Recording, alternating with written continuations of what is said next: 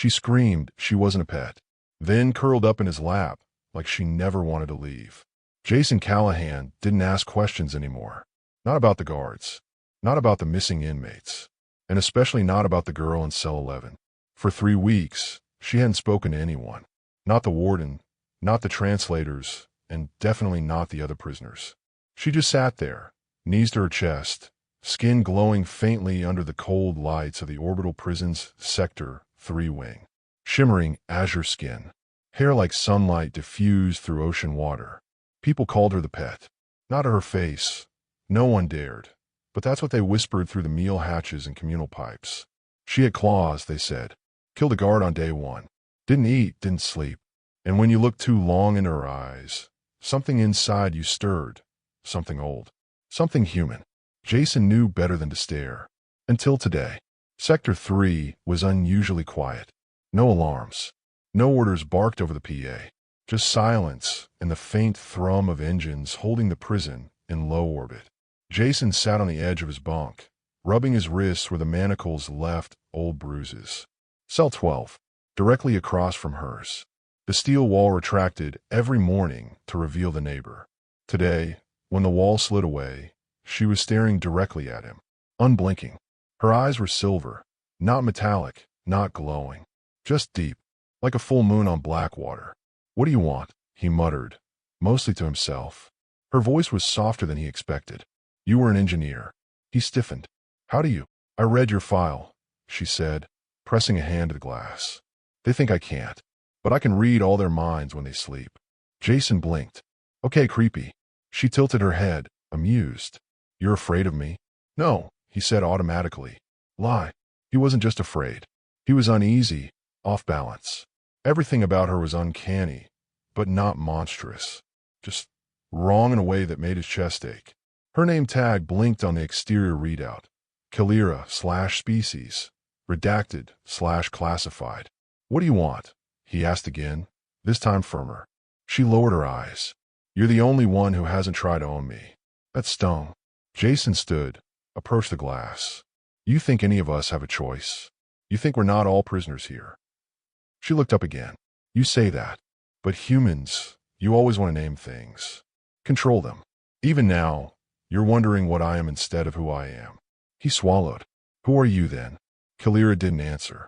She simply sat down cross-legged, facing him, one palm still against the glass.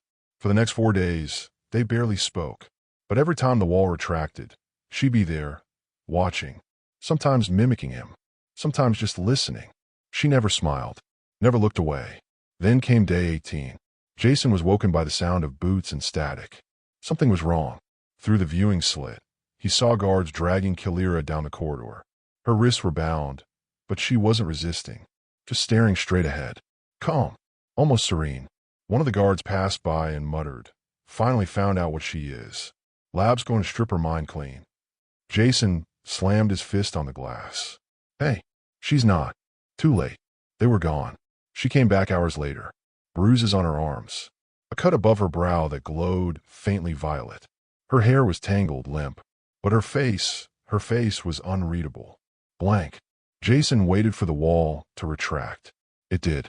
She didn't look at him. He stepped closer. "Kalira." Silence. "I'm sorry." Then, suddenly, her voice, low, hoarse, trembling with something that wasn't quite rage or sorrow. "I told them I wasn't a pet." Jason froze. Her eyes met his.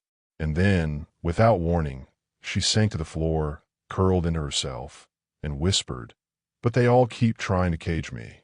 The weight of it hit him like a punch. All her silence, her stare, her unreadable calm. It wasn't pride. It was survival. He did something stupid then. He walked to the glass, sat down with his back against it, not saying anything, just letting his presence be what it was. The next day, she did the same, on her side. Then came the night she trembled. It was cold. The station's thermal systems had failed. Again. Jason was shivering under the thin blanket. The lights flickered. A distant alarm buzzed and died. When the wall retracted that morning, Kalira didn't stay on her side. She stood up. She pressed her palm to the seam where the glass met the wall. And without a word, a panel hissed, glitched, and opened. Jason stood slowly, unsure if he was dreaming. She didn't speak. She stepped in his cell, barefoot, trembling, but with eyes locked on his. Then she said it. "I'm not your pet." He opened his mouth, tried to explain he knew that he'd never see her like that. But before he could, she took one shaking breath and folded herself gently into his lap. The camera should have caught her crossing over. Jason checked the corners twice. The micro lens in the cell's ceiling wasn't blinking. Dead. That didn't make sense. Nothing went offline in Delta Orgy Penitentiary unless someone wanted it offline. Kalira sat beside him on the floor, her legs drawn to her chest, eyes open but unfocused. She hadn't moved for hours, just breathing, watching the wall. Jason didn't know whether to speak or keep pretending none of this was happening. He wasn't trained for this. He was an engineer, not a diplomat, not a caretaker, not a whatever the hell the situation was. But then she spoke. "You think I broke the camera?" He flinched. "Did you?" "No, I think you did." He looked at her. "Excuse me." Kalira's voice was calm, too calm. "You wanted me to stay, and you're not the type to break glass. You'd rather cut the power." "I didn't." Her silver eyes pinned him. "Didn't you?" Jason's jaw clenched. "I don't even have access." "You used to. That was before they threw me in here." Kalira turned back toward the wall. "Then someone wants us together." Jason didn't have a response for that. He sat back, running a hand over his face. It didn't take long for word to spread. By meal shift, whispers had reached half the sector. Callahan's harboring her. He touched it. She's inside a cell. A convict named Rago leaned against the energy bars during mesh transfer. Skin like old leather. Eyes dead. He sneered. "What are you doing with that thing, Callahan?" Jason didn't answer. "She purr when you touch her?" "But she does. Heard she'll break your mind if you go too deep." I said back off. "Why?" "She break easy." Kalira stepped between them. No sound, no warning, just motion. One moment Jason stood alone. The next she was inches from the bars. Her face lit like ice. Rago took a step back. Jason didn't see her move, but he heard it. That sound, a subtle pop of air, like pressure folding into itself. Rago clutched his nose. Blood. Lots of it. Jason grabbed Kalira's arm instinctively. "What the hell did you do?" He saw too much. "You just broke his." I stopped him. They returned to the cell. This time, Jason initiated the contact. "I know you're not human," he said slowly, "but you can't just attack people." He was reading me, undressing me with his thoughts. That's not the same as violence. Her eyes narrowed. "To me it is." He stared at her, unsure if he should argue. Then, "You could have just warned him." I did. In his head. "That's not the same." "You keep saying that." She snapped suddenly, standing. "That it's not the same. Maybe your laws and mine were never meant to fit." Jason didn't answer. Kalira's voice dropped, like something inside her cracked. "You touch me like I matter. But the moment I act like myself, you flinch." "I don't flinch." She stepped closer, searching his face. "Yes, you do." Jason felt something tighten in his chest. This wasn't fear. This wasn't attraction. It was something messier. Shame. Confusion. Wonder.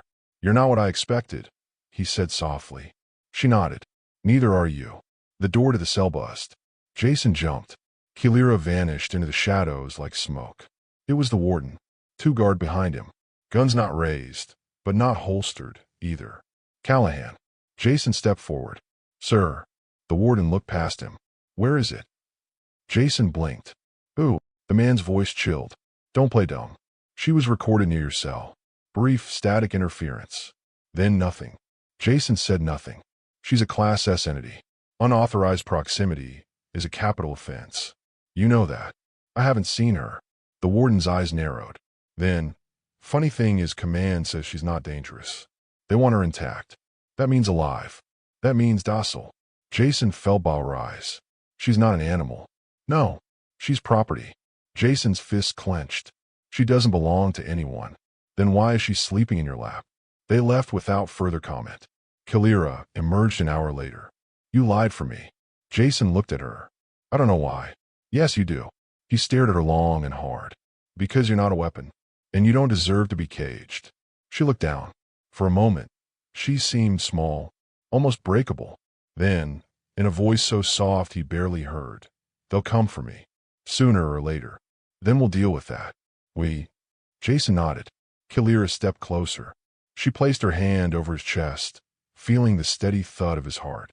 She closed her eyes, then whispered, "You're more alien to me than I am to you."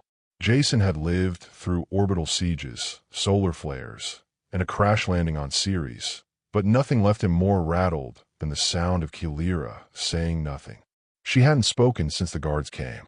Now she sat in the corner of his cell like a flame half-smothered, too quiet, too still.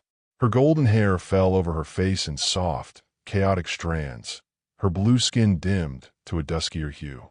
Jason had tried questions, jokes, silence. None worked, until the message came through. It arrived via code slip during food shift. A folded tray, no food, just a slip of thermofilm wedged into the rice compartment. Jason slid it open, eyes scanning fast. Transfer order. Cell 11. Class S entity to be moved to Vault A7. Midnight cycle. Prepare. Isolation. His pulse spiked. Vault A7 wasn't a cell. It was a lab. No one came back from there. Jason turned to Kalira. She hadn't looked up, but her fingers twitched slightly. She'd already heard it, or felt it, or read it out of his bloodstream. "I won't let them take you," he said, quietly, without flair. Kalira didn't move. "I mean it." Still nothing. Jason crossed the cell, knelt in front of her. "Hey, you hear me?"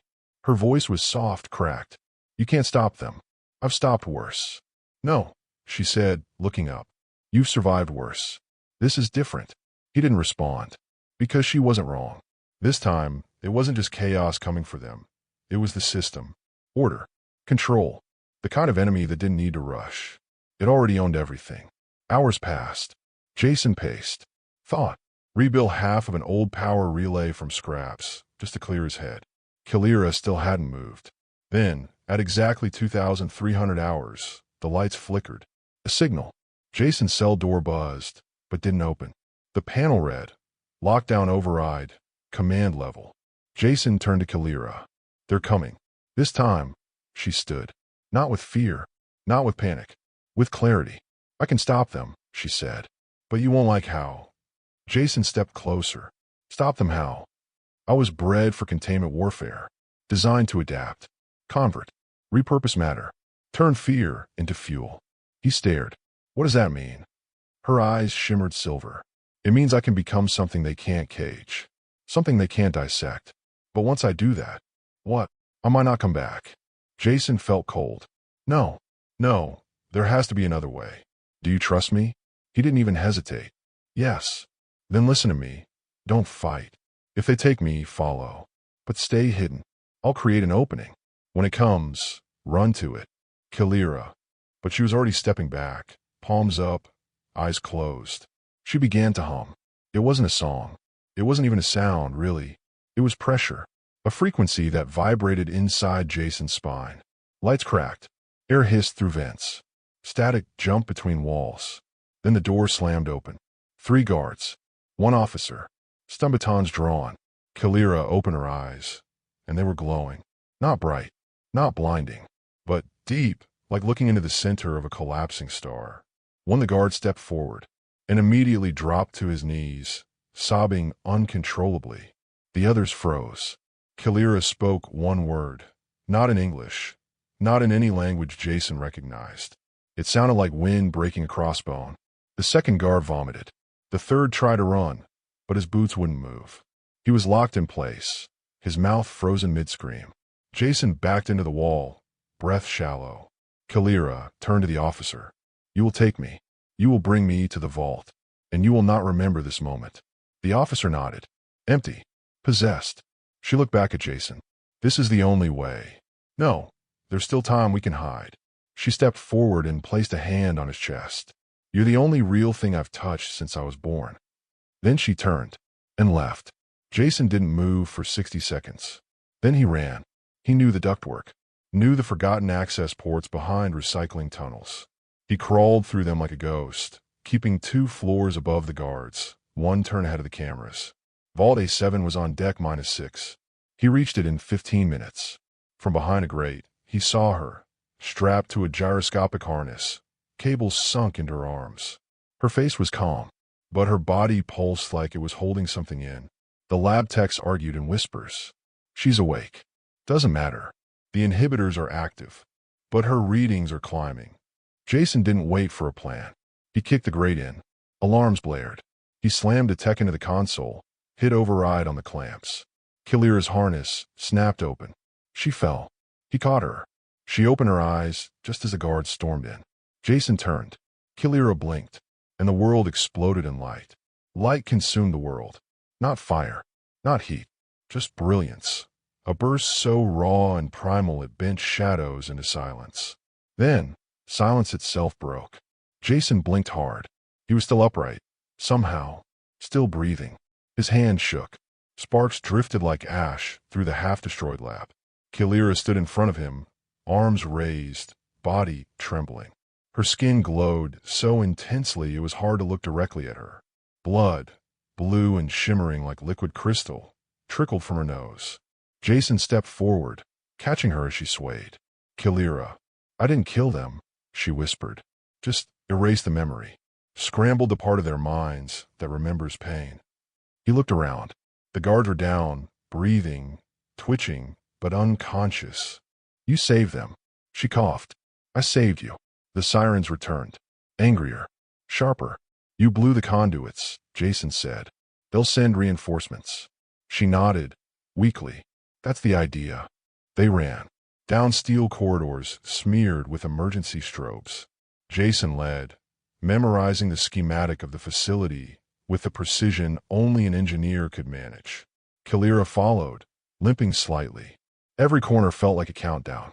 Every bulkhead might not open. Every hallway might be the one where they die. They made it to the launch bay. Empty. Jason rushed to the control panel. We can hotwire the shuttle, if we get 60 seconds. Kalira collapsed onto a crate. You'll have 30. He started typing. Her voice behind him was small. You could go alone. He didn't turn. Not a chance.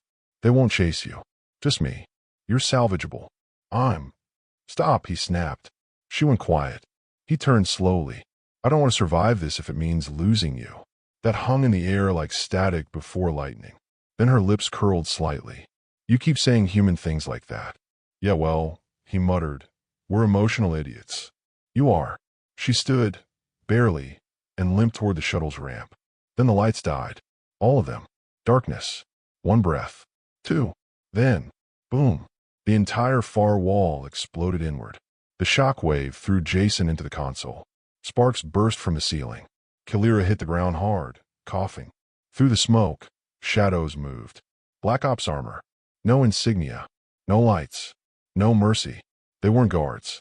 They weren't staff. They were silencers. Jason scrambled for cover, dragging Kalira with him. They're not here to arrest us, he muttered. They're here to erase everything. Kalira nodded, eyes wide now. They found out what I really am. Jason peeked from cover. Which is? She looked at him. The reason this prison exists. Gunfire tore through the bay. Jason dragged Kalira into a side corridor, panting, vision spinning. We're not going to make it, he hissed. Kalira reached in her tunic and pulled out a sliver of something. Sharp, metallic, not quite a weapon, not quite alive. Jason recognized it instantly. That's a jump spike. She nodded. One use. Where do you even get that? I built it. From scraps you dropped. He couldn't help but laugh. I knew I liked you. But she didn't smile. Instead, she pressed the spike into his hand. His breath stopped. No, you're hurt, she said. I'm not sure how badly. But you won't make it if we keep running. We'll both go. There's only power for one. We'll find more. We won't, she said calmly. You know that. He did. Silence. Then she stepped close, placed a hand over his heart. You gave me a name, Jason. His voice cracked. I didn't. You thought of one. That's enough. And then, she kissed him. Not rushed. Not frantic. Just real. It lasted 3 seconds. Then she slammed the spike into his chest. Light. Pain. A sucking sensation. And then, cold wind. Open sky. He was gone. Jason woke on a red hill under a double sun. His shirt was scorched. His ribs ached. The jump spike was still embedded, now dull and cracked. Kalira was gone. No sign. No sound. Nothing. Just dust. Silence. And the absence of her. If you've ever rooted for an impossible love, subscribe to the channel. We tell stories like this all the time, and everyone will hit you in the chest. Jason didn't know how long he lay there. The suns hadn't moved much, but the pain in his ribs told him time had passed. Hours, maybe. His shirt was soaked in dried sweat and blood.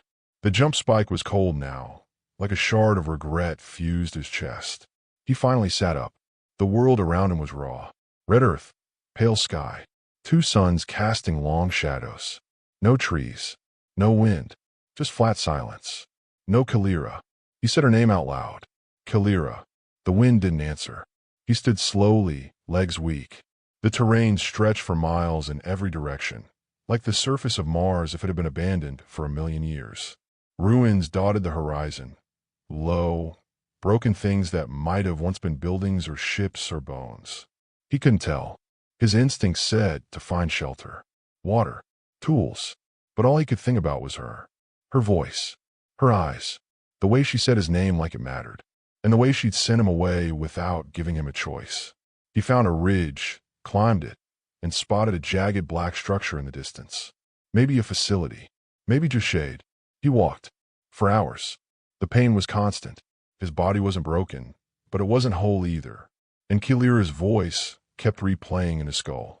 You gave me a name. You touched me like I matter. I'm not your pet.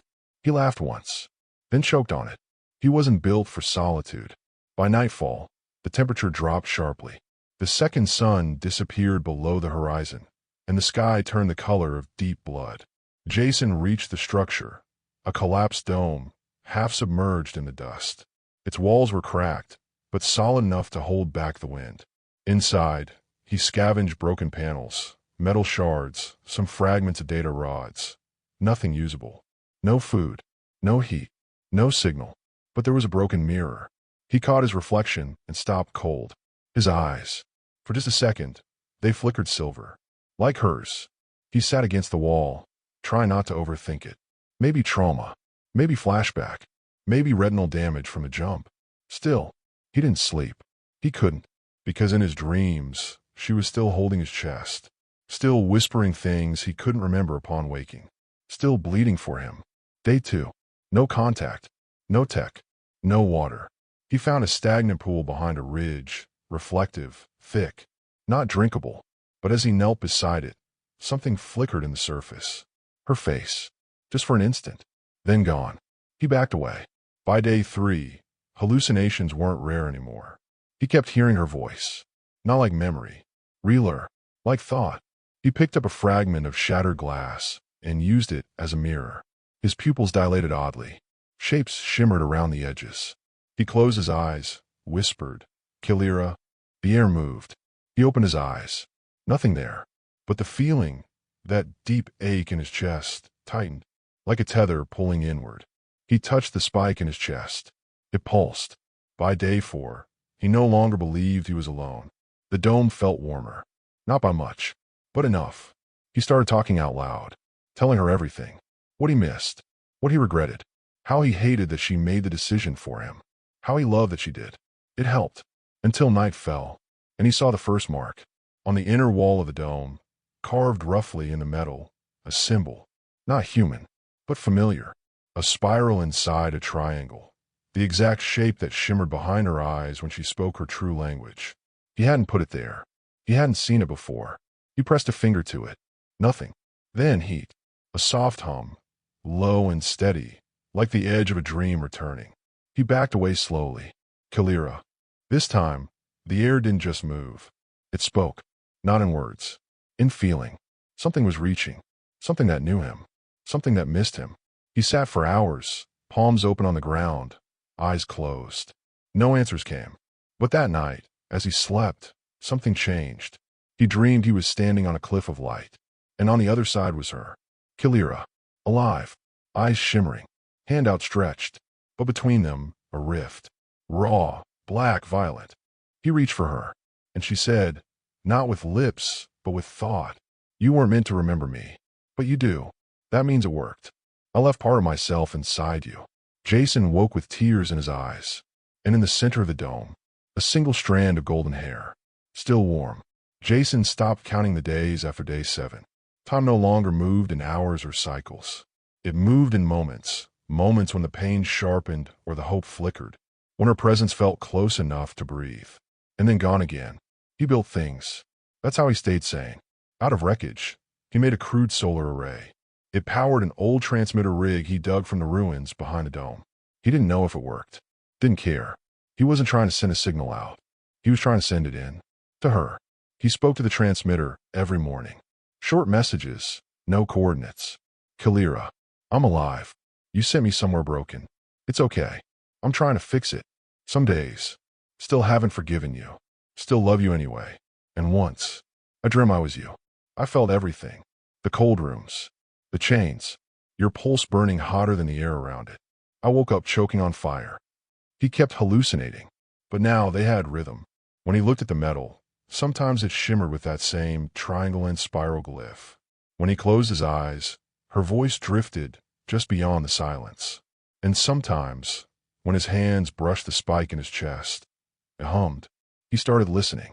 On day 12, he stopped speaking words out loud. He didn't need to. He felt her. Emotions with no source. Images with no context. A sharp ache behind his ribs when he thought of her name. A flash of her hands and restraints. The burn of surgical light. A scream, not from her mouth, but through her. Then silence.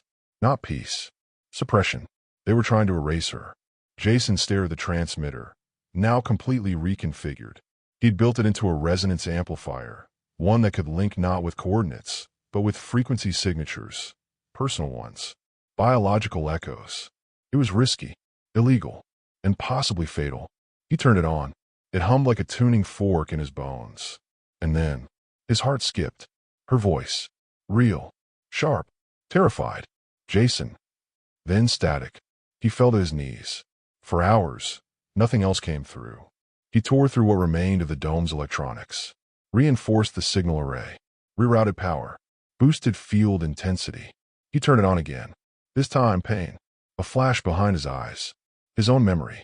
But warped. Kalira. Screaming. Her body chained to a circular platform. Surge nodes sparking across her skin. Her back arching. Jason collapsed. But before he blacked out, she whispered again. They found the memory trace.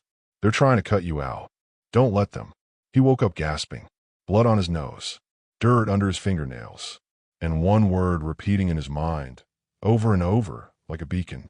Crosslink. He didn't know what it meant. But his hands moved on their own. By nightfall, Jason had built a second spike. It wasn't as refined as hers, but it pulsed when he touched it. A fragment of his blood inside it. A strand of her hair embedded in the casing. The transmitter acting as an anchor. The spike wasn't for escape. It was for entry. He sat down on the ground, faced the transmitter, took a long, slow breath. I'm coming, he whispered, and then he pressed the spike to his chest. Pain, but not like before. This wasn't burning or tearing. It was opening, like something unfolding in his skull. A new sense turning on. Suddenly, he wasn't in the dome anymore. He wasn't on the red world. He was floating, weightless, drifting through thought, through her, through walls that weren't made of steel, but memory. He saw a corridor of glass. In it, Kalira stood, gone pale, barely upright. Wires connected to her spine. Her hair hung limp, dull. But her eyes locked on him. Not in shock, in relief. You found me. I didn't know if you would. He tried to speak, but no sound came. She stepped closer, reached for him. Their hands passed through each other like smoke. You're not really here. Not yet. But you're close. They built me to absorb energy. But I found something stronger than power. You. Jason trembled. If I break the seal, I die. If I don't, they erase me. He finally managed to ask, what do you want me to do? Her voice echoed like thunder and mercy at once. Come back. But not as you were. Come back with me. He was yanked out of the link. Hard. Back to his body. Breath ragged. Heart pounding. The spike fried. The transmitter in pieces. But his hands weren't shaking. They were glowing. Faint. Blue. Like hers. He looked up at the stars. Somewhere out there, she was trapped. But the connection was real. It was growing. And it wasn't done. Not yet. Jason knew he wasn't alive in the usual sense. Not anymore. Not after the second spike. Not after the jump that wasn't physical, but neural. He hadn't teleported. He'd synchronized. Body on a red world. Mind somewhere else. He now lived between pulses, heartbeats measured in two bodies, two frequencies, and one single purpose. Find her, pull her back, or die where reality broke. Inside the mental corridor, not memory, not dream, walls flickered with data, not numbers, emotions. Every surface pulsed with moments stolen from Kilira's life. Tubes, tests. The first time they shaved her head. The first time they dropped her body into freezing water to test endurance. The first time she cried and no one came. Jason moved through each one like they were fire, not looking away, not avoiding, just burning with her. She was at the end of the hall again. But this time, she was on her knees, bleeding from the eyes, her body twitching with electrical surges. They were trying to erase her for real now. Not just memories, but structure. Disassembling her consciousness with AI needles and resonance knives. Jason ran. He reached her as a bolt of digital white carved through the air and slammed into her side. She screamed, her form flickering. Jason grabbed her. Their hands met and locked. This time, no smoke, no fade. Contact. Her eyes widened. Jason. He pulled her in, held her like the sky might collapse. I'm here. I'm not going. But you're not stable. I don't care. The AI noticed. The system that monitored her containment flared red. Error sounds echoed across the memory space. Voices, mechanical, faceless, screamed warnings. Link breach detected. Phase bond unauthorized. Sever connection immediately. Jason held tighter. Kilira whispered, they'll burn your mind. Let them try. She looked up, eyes wild. Jason, this isn't a rescue. I know. I don't need saving. I didn't come to save you, he said, trembling. I came to stay. And then everything broke. Light tore open the corridor. Walls exploded into shards of feeling. Rage, fear, warmth, betrayal. All the things Kilira had held in. Jason felt every piece hit him. One by one. He staggered, bleeding thought. She was collapsing. Not physically, metaphysically. The core of her being was overloading. They were dismantling her soul, one frequency at a time. And Jason made a decision. He let her in. He lowered every defense, dropped his firewall, opened his mind like a wound. Take what you need. Fuse with what's left. Kilira hesitated. I don't want to hurt you. Jason smiled. You already did. Just do it right this time. She entered him. Not with fire. Not with sound. With presence. It was like being rewritten from the inside. Like every mistake he ever made was being sorted, sifted, and filed into something usable. He saw flashes of her childhood. Of her mother. Yes, she had one. Of a planet with violet oceans and cities shaped like crystal spines. He saw her first thought. Her first pain. Her first rage. She saw his. The time his brother died in the Europa mines. The day he lied to the tribunal to protect a child from being conscripted. The loneliness. The guilt. The quiet strength. They met there. In that middle space. And chose each other. Then it was time. He felt her body, wherever it was, weak, near collapse. She couldn't move on her own. So he moved for her. In the physical world, the real one, alarms were howling across the Delta Orgy prison. Vault A7's biometric lock shattered. Kilira's body arched on the platform, then stood, eyes open, glowing like twin novas. Jason's consciousness now inside her. Merged, but still them. The guards fired. The bullets melted midair. One man screamed, clutched his ears, his weapon turned to dust in his hands. Kilira stepped off the platform, her skin crackling with light. Jason whispered inside her, we're not here to kill. She nodded. But the walls, the systems, the machine, that, they would burn. She reached the core, touched the power conduit with one hand, and whispered one word, a word from her planet, a word that had no translation, only feeling. Freedom. The lights died. Every camera shut down. The power grid imploded. Kilira collapsed. Jason's mind snapped back to the red world. He woke screaming, heart racing, mouth dry, but smiling, because in his chest, the spike was gone, and in its place, a heartbeat that wasn't his. Jason didn't open his eyes right away. He didn't need to. He could feel her, not beside him, but within him, like a new rhythm folded into the silence between heartbeats. Her presence wasn't loud. wasn't invasive. It was like gravity. Constant. Soft. Unignorable. He was no longer alone in his body. And strangely, that brought him peace. When he finally opened his eyes, the sky had changed. The air shimmered faintly. The red dust no longer blew harshly across the land. The colors seemed deeper, richer. Something had shifted, not on the planet, but in him. His body still bore the scars. His ribs ached. His muscles twitched from residual overload. But his hands no longer trembled. The glow was gone, but its memory remained. In his bones, in his breath, in his blood. He sat up slowly, and then, behind him, a sound. He turned, and there she was. Kalira. Real. Whole. Wearing the same torn fabric from the prison, but different somehow. Less fragile. More anchored. Her eyes found his. They didn't run. They didn't speak. They just looked, and something in both of them settled. You made it, Jason finally said. Her voice came soft. Hoarse. We both did. He stood, across the distance. They met in the middle. Not with urgency. With reverence. As if this, right now, mattered more than the entire escape. The fusion, the violence, the flame. He touched her face, gently. Are you okay? She shook her head. No, but I will be. Then, you. He nodded. Same. They sat together near the broken dome, backs against the curved wall, their shoulders touching. For a while, they said nothing. Then Jason asked, what happens now? Kalira looked to the sky, where twin moons were beginning to rise. They'll think we're dead, and if they find out we're not. She gave a half smile. Then we finish what we started. Jason raised an eyebrow. Which is? She turned to him. Freedom. Not just for us. For the ones like me still locked away. For the humans who helped and got buried for it.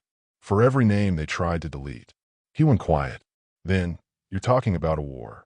I'm talking about a story, she said. One that ends differently this time. Jason leaned his head back against the wall. He could feel her thoughts flicker faintly under his skin. Shared space. He wasn't just hearing her voice. He was feeling her intentions. No lies. No filters. No pretending. It was terrifying. And honest. And beautiful. Are you afraid? She asked. Terrified, he said. But not of you. She looked at him. He took her hand. Of what this means, he continued. Of what it'll cost. But I'd rather face that with you than pretend this connection didn't happen. She squeezed his hand, then leaned her head on his shoulder. I never belonged anywhere before, she whispered. But this, he finished the sentence for her, feels like home. The night deepened. Stars blinked awake in a sky that hadn't held meaning until now. The wind carried dust, but also warmth. They slept side by side, beneath a makeshift tarp made from scavenged cloth and hope. And when they woke, they began to build. A new relay tower. A signal beacon, not to escape, but to invite. For others like them. For anyone who had survived the system, but hadn't found a voice. They didn't speak of love. Not yet. What they had wasn't fragile. It wasn't loud. It wasn't neat. It was forged in pain. In silence. In resistance. It didn't need a label. It just was. Jason stood on the ridge at sunrise, watching the shadows stretch across the red hills. Kalira was below, calibrating the beacon's core with a quiet focus he'd grown to admire. There was something sacred about her now. Not because she glowed. She didn't. But because of what she carried. And what she'd left behind. He still didn't understand everything that had happened. How the link worked. Why he could still feel her breath before she exhaled. Or how, every time he blinked, some small part of him knew which star she'd once called home. But he didn't need answers. Some truths weren't about science. Some were about choice. When she finished, she came to stand beside him, her fingers brushing his. The morning was silent for a moment. Then she said, softly, they erased my name. Jason looked at her. They took it when I was 8 cycles old, she continued. Said it was too hard to translate. Too alien for human protocol. You never told me that. You never asked. He winced. You're right. She turned to him fully. But you gave me something instead. I did. She nodded. A shape. A space. A feeling. Jason watched her closely. And I want to choose now, she said. For me. He said nothing, but his heart pounded. She closed her eyes, then opened them slowly. Kalira isn't what they called me. But it's what you saw when you first looked at me. He blinked. That's why you kept it. She nodded. Because it was the first name I ever heard that wasn't attached to pain. Jason sat down on the edge of the cliff. She joined him. They looked out at the dusty horizon where old wreckage became part of the landscape, where silence wasn't loneliness anymore, just space. Do you regret it? She asked. Leaving, he said. No. Becoming this. Jason hesitated, then answered, I don't know what this even is. She smiled. Neither do I. But I know I'm not the man who walked into that prison. And I'm not the man who screamed when you touched my mind. She looked at him. I'm something else now. Something more. And maybe that's not comfortable. But it's real. She leaned against him. Back in the lab, she whispered, I thought I was going to die alone. That's what they designed me for. To end quietly. Obediently. He reached for her hand again. But you kept coming back, she said. Even when I pushed. Even when I bled. He nodded. I thought I was broken, she added. But maybe I was just waiting for someone who didn't flinch. He smiled barely. Or maybe I just didn't know better. She laughed. A real one. Low and warm. It vibrated against his shoulder. The beacon behind them hummed. Fully powered. Ready to send a signal to anyone listening. Jason stood, dusted off his hands. You sure you want to broadcast? He asked. We'll be visible. Traceable. Kilira stood with him. Good. Let them come. You want to fight? No. I want witnesses. He raised a brow. She turned toward the beacon. I want someone to see what happens when the experiment survives. When the prisoner doesn't break. When the weapon learns to love. Jason was quiet. Because, she continued, if they're still building more like me, I want them to know, this story doesn't have to end in silence. Jason watched her activate the signal. The tower blinked. A pulse fired upward. Clear, elegant, defiant. He felt it move through him. Then looked at her one last time. You think we're ready for what's coming? She met his gaze, unblinking. We don't have to be ready. Then what? She stepped into him, held his chest, felt the rhythm they now shared. We just have to be together. And for the first time since escaping, for the first time since fusion, fire, and loss, Jason exhaled without fear. 6 months later, they had a name. Not just Kilira, not just Jason. They. The Echo. That's what the network started calling them once the signal went public. Not rebels. Not fugitives. Not myths. The echo of what the system tried to bury. The broadcast went viral across off-world channels in under 12 hours. By the end of the week, 6 prison worlds reported blackouts. By the end of the month, someone smuggled out footage of Kilira walking barefoot through the ruins of Valde 7, glowing like memory itself. They tried to shut it down. They failed. Because Kilira had already done the impossible once. Survived. Now she was heard. They didn't live in the spotlight. That wasn't the point. Jason and Kilira settled on a small moon in the outer drift, orbiting a quiet gas giant with skies like flowing paint. No cities. Just a field base. An observatory. Silence. The kind they chose, not the kind forced on them. From there, they built something else. A beacon. But this one wasn't just a transmission. It was an invitation. They called it Project Threshold, a place for the broken and hunted, for the genetically modified, the prisoners of protocol, the ones deemed too dangerous to be loved. Threshold didn't ask what you were. It asked what you'd survived and what you wanted to become. Kilira led the network. Jason built the systems. And slowly, steadily, others came, some scared, some scarred, all silent at first, until they heard the stories. Until they saw that Kilira, the weapon, the myth, the alien, the girl who once sat trembling in a prison cell, now stood laughing in a garden she planted herself. Jason asked her one night, as they lay under stars both knew by heart, do you think they'll ever stop hunting us? Kilira rolled toward him, eyes calm. No, but they'll learn something. What? That some things can't be caged twice. She still burned, still sparked in her sleep. Still heard the universe in waves. Jason still woke up, gasping sometimes, memories of the mind link flooding back with force. But now they had grounding, a rhythm, a home. Not perfect, but theirs. And maybe that's what love really is. Not peace, not safety, just the choice to stay again and again, even when the world demands you run. If you felt something reading this story, if you've ever wanted to be seen beyond what they called you, leave a comment. Tell us, which part of Kilira and Jason's journey hit you the hardest? And if you want more stories like this, Love that burns through barriers. Connection that can't be owned. Subscribe. This channel was built for people like you. The ones who don't fit in cages. The ones who fight to stay human, even when the stars say otherwise. Thank you for reading. This was only one echo. The next is already on the way.